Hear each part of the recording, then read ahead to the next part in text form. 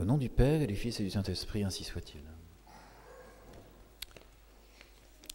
Mes chers frères, il y a une joie particulière pour moi comme pour vous dans une telle circonstance, comme si des jeunes parents venaient d'avoir un enfant, un petit bébé et fêter son premier anniversaire.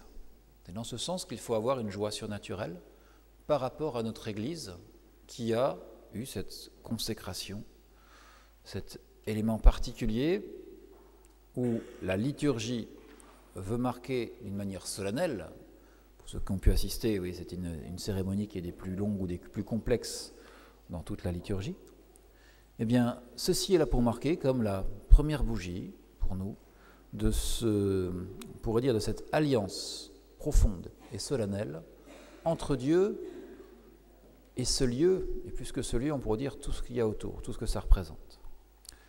Les premières phrases qu'on a dans cette messe de la dédicace, c'est en latin « terribiles locus iste ». Ce lieu est terrible. Reprise des paroles d'un patriarche, Jacob.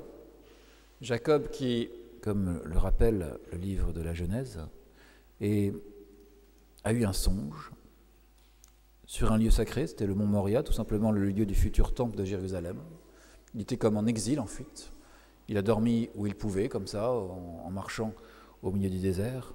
Et il a eu ce songe particulier où Dieu lui montrait l'échelle de Jacob, ces anges qui montaient, qui descendaient, pour montrer un lien concret et particulier entre lui dans ce lieu et la divinité. Voyant ce songe, voyant ce lieu particulier, Jacob saisit une fiole d'huile qu'il avait avec lui pour faire une onction sur les pierres de ce lieu, marquant l'alliance qui existait. Ce qui a été repris, vous le savez, par la liturgie. Nos sanctuaires actuels suivent ce modèle. Ils ont véritablement revêtu ce caractère sacré. C'est pourquoi ils ont reçu aussi une onction, pour marquer cette portion de terre comme étant réservée. Quand on parle de consécration, quand on est conservé, cela veut dire on est réservé à Dieu, à son culte.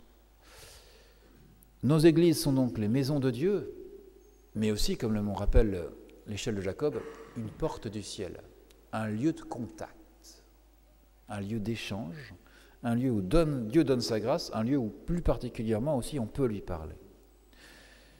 C'est la maison de Dieu, mais on pourrait dire, mais la maison de Dieu, ça peut être toute la terre entière.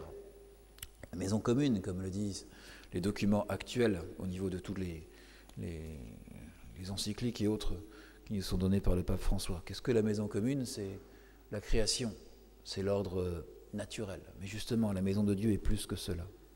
Dieu s'est véritablement choisi des temples pour faire en sorte que, outre le côté naturel de la création, le côté surnaturel brille. Et non seulement brille par sa manifestation, comme on peut le voir dans nos cérémonies, mais surtout soit efficace. Et contribue ainsi à la plus grande gloire du bon Dieu, en faisant en sorte que son peuple puisse s'y associer de la manière la plus profonde qui soit. Il est profitable de découvrir ou de redécouvrir dans la Bible les différents moments où justement ces lieux de contact ont été véritablement mis en valeur.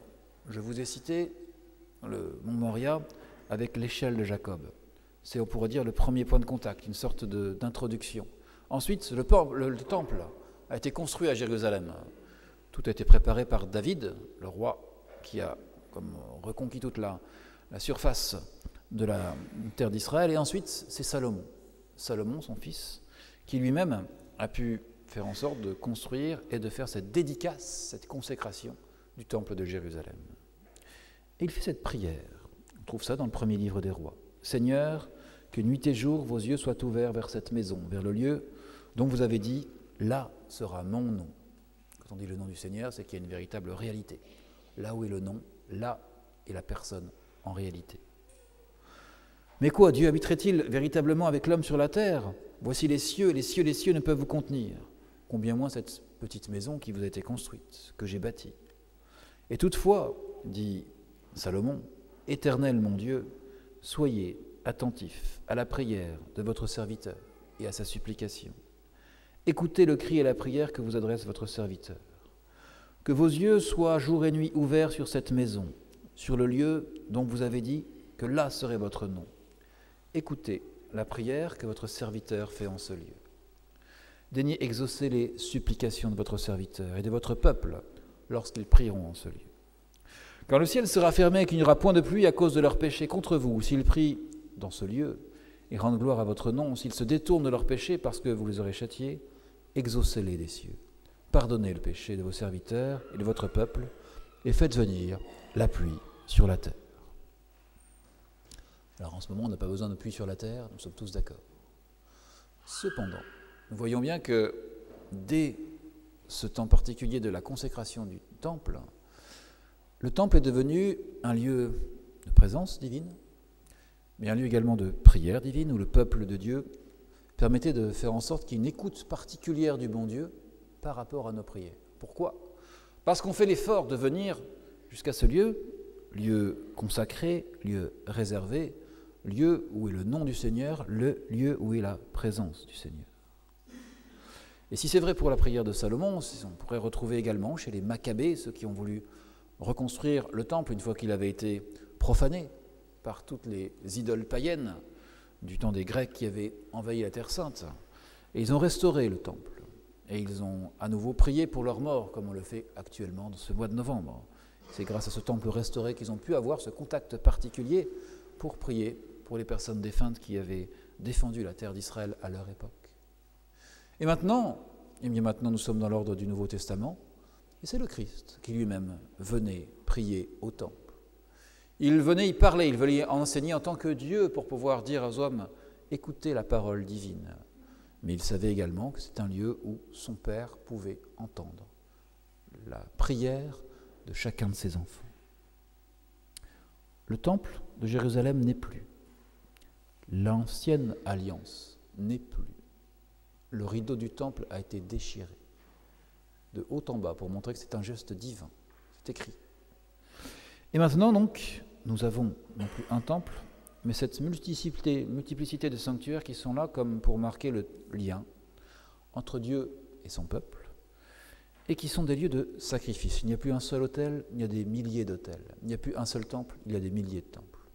Pour dire que l'Église est universelle, pour dire que le bon Dieu est présent à tout temps, en tout temps, et donc comme en tout lieu sur la terre, pour avoir une multitude de lieux sacrés, un réseau de lieux sacrés, qui nous montre que la puissance de Dieu est proche.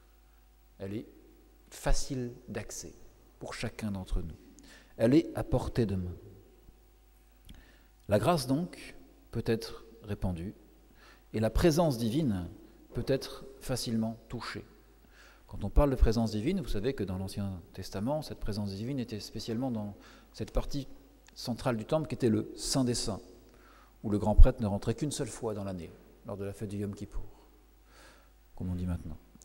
Mais maintenant, nous savons que dans le cœur, il y a toujours cette présence divine, ce Christ substantiel, qui est réellement présent non seulement par son nom, mais par son corps dans nos tabernacles.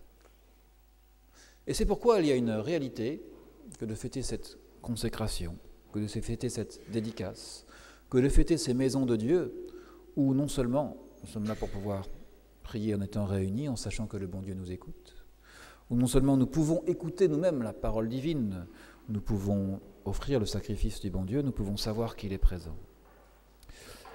D'une certaine manière, notre Église, vous voyez, on pourrait considérer que c'est un élément vivant. Quand je dis vivant, je dis effectivement que, pour prendre une comparaison, nous avons un corps et nous avons une âme. Et le corps est le lieu de contact avec l'âme. Quand le corps et l'âme sont séparés, il n'y a plus de corps, il y a un cadavre. Il n'y a plus de vie, il y a la mort. Nos églises sont comme le corps, qui sont le point de contact avec l'âme, c'est-à-dire avec la divinité, avec le bon Dieu qui est au-dessus de nous. Et il y a donc cette véritable comparaison que l'on peut avoir avec nous-mêmes, petits chrétiens, que l'on peut reprendre même dans l'ordre de la liturgie, cette cérémonie qui a eu lieu Il y a quelques passages qui sont faits dans cette longue liturgie qui dure 3 heures. Tout d'abord, il y a, si vous vous souvenez, une sorte de préparation, une purification. On met de l'eau bénite partout, à l'extérieur, à l'intérieur, au son des litanies des saints. Purification qui rappelle, au niveau individuel du chrétien, cette eau, non pas cette eau bénite, mais cette eau baptismale. On vient purifier du péché originel. On vient commencer à faire un lieu, le corps du chrétien, qui sera le réceptacle non seulement de son âme, mais de la grâce dans son âme. Du lieu où, en fait, notre âme sera en lien avec la vie divine. Notre âme ne sera pas seulement quelque chose de naturel, mais bien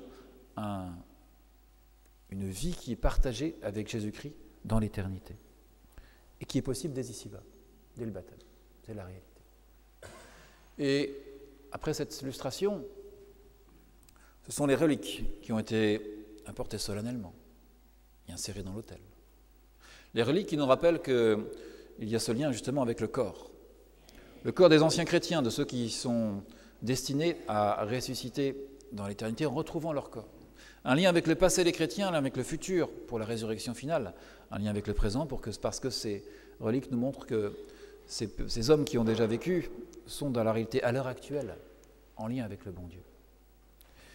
Et après cette insertion des reliques, eh bien, il y a la consécration. Consécration de l'autel, avec une onction. Consécration de tous les piliers, vous le savez. Tous ces 12 piliers que cet après-midi, nous pourrons honorer. Ils sont aujourd'hui honorés de la lumière du bon Dieu. Chaque pilier qui a une croix consacrée reçoit comme symboliquement ce cierge qui nous rappelle le cierge pascal, la présence de Jésus-Christ. Et cet après-midi, si vous venez au Vêpres, non seulement les cierges seront allumés, mais ils seront encensés. Bien pour montrer ce caractère sacré, qui est là pour nous dire Jésus est présent dans ce lieu, comme il est présent dans l'âme du chrétien qui est en état de grâce. Et le chrétien qui est en état de grâce, non seulement il a reçu l'eau du baptême, mais il a reçu les onctions. Comme les piliers ont tous reçu les onctions, comme l'autel a reçu l'onction. Onction que nous avons reçue effectivement dès notre baptême, on a reçu le Saint-Crème, onction que nous avons pu recevoir à notre confirmation pour montrer véritablement ce lien avec le bon Dieu, comme étant une réalité profonde. Nos églises, donc, sont des lieux sacrés. Ce ne sont pas que des pierres, ce sont des pierres vivantes, en utilisant ce terme qui est utilisé par saint Pierre dans son épître. Nous sommes normalement, nous chacun, des pierres vivantes de l'Église universelle. C'est une réalité comme étant une comparaison empruntée par saint Pierre. Eh bien, on pourrait dire qu'effectivement, les pierres de nos églises nous rappellent la réalité du lien profond qui existe avec chacun d'entre nous et avec toute l'Église universelle, le corps mystique du Christ. Vous voyez, il y a toujours ce lien entre le corps et l'esprit, entre le lieu et la divinité. Il y a des lieux sacrés, il y a des éléments où nous pouvons retrouver cet élément qui est présent. Méditez, s'il vous plaît, sur la préface de la dédicace de l'Église. C'est la traduction qui était donnée dans l'étendard d'aujourd'hui, qui nous montre véritablement que ce sanctuaire est un lieu à part. Cette église, ce n'est pas seulement un lieu où on vient pour pouvoir prier plus facilement parce qu'on a moins de distractions. Ce n'est pas seulement un lieu en se disant, bon, de toute façon, il faut que j'y vienne toutes les semaines parce que c'est l'église qui me l'a demandé. C'est un lieu où Dieu vit et Dieu nous permet de vivre même lorsqu'on est en dehors de ce lieu parce que l'esprit continue à suivre le corps. Et c'est ce qui nous permet de revivre de la manière la plus profonde. C'est un lien avec le bon Dieu qui est symbolisé, qui est marqué et qui est vivant. Vivons donc de cette dédicace de l'Église. Vivons donc de cette consécration, dans cette joie qui nous est proposée aujourd'hui, comme étant ce lien avec le bon Dieu. Lien avec chacun d'entre nous, individuellement. Petit chrétien qui a la grandeur du baptême, la possibilité d'être en union avec la vie trinitaire, et communauté locale qui représente la communauté de l'Église universelle, qui elle-même est le corps mystique du Christ, en lien avec le corps physique du Christ, qui est toujours bien présent dans notre tabernacle, et qui permet de communier à l'esprit de l'Église, à la Sainte Trinité qui nous est proposée, et de nous préparer ainsi à cette Jérusalem céleste qui nous a été bien présentée dans l'Épître, vision d'avenir, qui est une réalité comme sont réelles toutes les prophéties et les promesses de notre Seigneur Jésus-Christ, toutes ces pierres que nous voyons là seront comme transformées d'une manière nouvelle en cette Jérusalem céleste. C'est ce qui nous a été promis, c'est ce qui va arriver dans ce moment que nous ne connaissons pas, dans ces circonstances que nous ne connaissons pas, mais qui ont bien été adressées par le bon Dieu. Ici-bas sur la terre, nous en avons les gages, nous en avons l'introduction. Ayons donc ce sens du sacré dans nos églises et puisons dans l'esprit de l'Église et les liturgies tout ce qui nous est donné. Au nom du Père et du Fils et du Saint-Esprit, ainsi soit-il.